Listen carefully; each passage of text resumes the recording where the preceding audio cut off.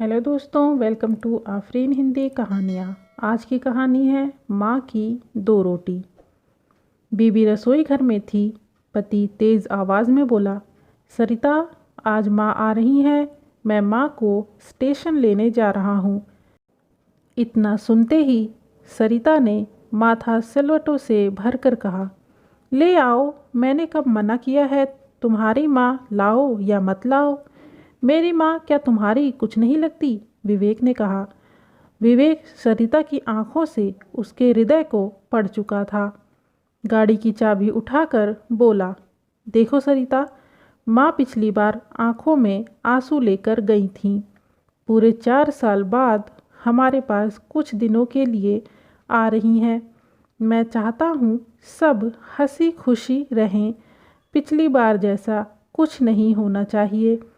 पिछली बार जैसा क्या? सरिता आवेश में आकर बोली, तुम्हें क्या लगता है गलती मेरी थी? तुम अपनी माँ की गलती क्यों बताओगे? तुम्हें अपनी माँ से अच्छा क्या कोई लगता है दुनिया में? तुम्हें तो हमेशा मुझ में ही खोट नज़र आता है। तुम और तुम्हारा परिवार ही सही होते हैं। सारी कमियाँ मुझ में ही हैं। बस मैं इस दुनिया की सबसे बेकार बहू और बेकार पत्नी हूँ। विवेक बोला, सरिता, बेकार की बातें मत करो। मैं बस यही कह रहा हूँ, जितने दिन भी माँ यहाँ रहे सभी लोग उनसे अच्छे से पेश आएं, उनके पास बैठें, उन्हें समय दें। सरिता गुस्से से बोली, ठीक है स्वामी जी, मैं घर के सारे काम छोड़कर बच्चों की छुट्टी करवाकर 24 घंटे तुम्हारी माँ के पास बैठती हूँ, ताकि तुम्हारी माँ को कोई शिकायत ना हो। तुम पागल हो क्या? विवेक ने कहा। जो मैं समझाना चाह रहा हूँ तुम समझना ही नहीं चाहती। सरिता फिर बोली, मैं सब समझ रही हूँ, तुम जो समझाना चाहते हो। पिछली बार भी तुमने सारा लेक्चर मुझे ही दिया था, अपनी माँ को कुछ नहीं कहा। तुम हमारी परवाह ही कब करते हो? मैं और मेरे बच्चे जाएं भाड़ में, तुम्हें तो अपने परिवार वाले चाहिए।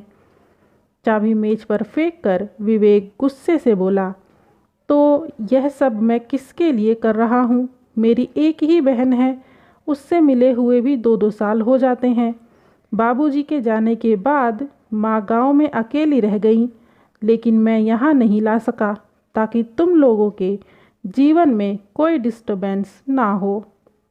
तुम कहती हो मुझे अपने परिवार वाले चाहिए। जिस बड़े भाई का हाथ थामकर इस शहर में आया था, जिसने सब कुछ सिखाकर इस काबिल बनाया कि तुम लोगों का भरण पोषण बहुत अच्छे से कर रहा हूँ, उस भाई की मृत्यु के बाद कभी उसके बच्चों को 2 पैसा का सहारा नहीं दिया, और तुम कहती हो मुझे मेरे परिवार वाले चाहिए। माँ के साथ तुम लोग कैसा सलूक करते हो क्या मुझे पता नहीं? सरिता ताव में आकर बोली, हाँ हाँ बोलो, मैं भी तो सुनूं कैसा सलूक करती हूँ मैं तुम्हारी माँ के साथ। तो सुनो। विवेक भी आज दिल की बात कहने के मूड में था। अछूतों जैसा व्यवहार, बच्चों को पास न जाने देना, माँ को यहाँ आकर भी अपनी 2 रोटियों को खुद ही बनानी पड़ती हैं, तो धिक्कार है ऐसी औलाद होने पर।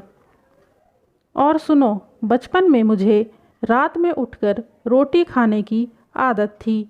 उसमें कभी ऐसा नहीं हुआ कि मैं रात में उठा और मुझे रोटी नहीं मिली।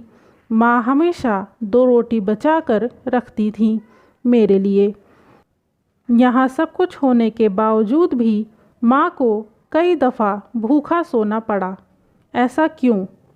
सरिता बोली, मैंने कभी नहीं कहा तुम्हारी माँ को रोटी बनाने के लिए। मेरा दोष बताओ? विवेक बोला, इसमें तुम लोगों का दोष नहीं है, बल्कि मैं ही अपनी माँ का लायक बेटा नहीं बन पाया। ये जो आज हमारे पास घर, गाड़ी, स्टेटस है, जिसकी तुम मालकिन बनी बैठी हो, ये उसी माँ के आशीर्वाद से है। मेरी माँ के आते ही तुम्हारी बीमारियाँ शुरू हो जाती हैं। मैं चुप इसलिए रहता हूँ कि घर का माहौल खराब ना हो। सरिता आज पहली और अंतिम बार तुम्हें बता रहा हूँ, अगर इस बार माँ को कुछ भी दिक्कत हुई तो तुम वह विवेक देखोगी जिससे तुम आज तक नहीं मिली। आज विवेक अपने मन में दबी टीस पूरी तरह से कह देना चाहता था। विवेक का पहली बार ऐसा रूप देखकर सरिता ने अब चुप्पी साध ली थी। माँ वहीं दरवाजे के पास खड़ी पहली बार अपने बेटे विवेक को अपने लिए जिरह करती हुई सुन रही थी। माँ की आंखों में आंसुओं का समंदर उमड़ पड़ा था। माँ ने खुद को संभालते हुए दरवाज़ा खटखटाया तो देखा कि पूरे घर में अजीब सा सन्नाटा पसरा हुआ है। विवेक ने अपने विवेक से सब कुछ बदल कर रख दिया। आज माँ को पहली बार लग रहा था कि अब मैं अपने बेटे के घर आई हूँ। दोस्तों, ये प्यारी सी कहानी आपको कैसी लगी कमेंट में ज़रूर बताएं। वीडियो को लाइक ज़रूर कर दें और प्लीज़ चैनल को सब्सक्राइब कर दें। 1 सब्सक्राइब 1 मोटिवेशन। धन्यवाद।